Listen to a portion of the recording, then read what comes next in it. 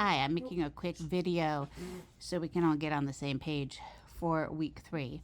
First of all, the 3 major announcements. I updated the checklist because Blackboard was malfunctioning last week, and with The Bookwoman of Troublesome Creek being a new book for this class, I had to give us all a little bit more time to do that work. I also noticed today that the materials for Brown Girl Dreaming, which were supposed to start today, weren't visible in Blackboard, so I moved up the quiz dates for those material. The third important thing is we did a discussion last week, or are still working on a discussion called Make Your Own Quiz. I will post that in 2 days. The calendar and the checklist on our landing page are different, and it's difficult for me to make sure that I have all the grades lined up because the due dates are for you to give you a general guide, but I don't rely on them for anything having to do with your grade. So I made a new checklist, and it's based on the grade breakdown that's on the syllabus. When I send you your grade report, it will show you highlighted the assignments that you did, and then the number represents the number of points that you got for that particular assignment.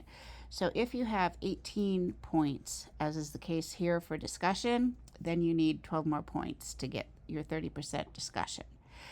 Obviously, you need to do 10 quizzes, and we haven't really been through 10 yet, but there's a few different choices for the quizzes.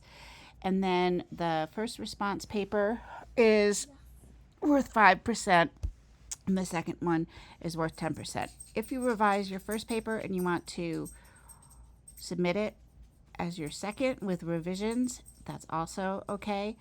It'll still come out the same in the wash. The critical essay is a literary analysis, and that's not due for quite a few days, so I won't worry about that.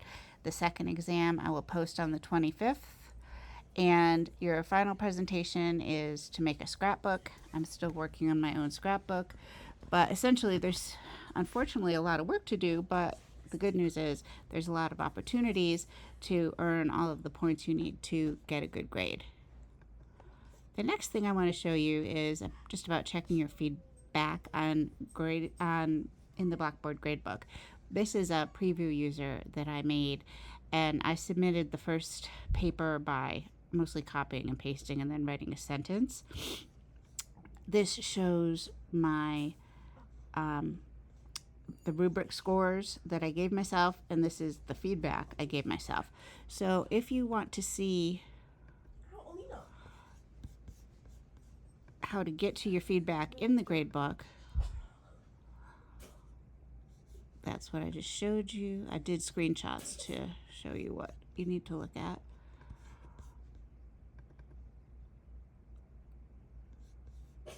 And of course, I'm not getting to the right one in time. Okay, when you go to the gradebook, you'll see results view. If you click on that, then it'll take you to your grade, the rubric, and the comments if there are comments. You just can scroll up and down on the right side here to see your submission, the grade, and your comments.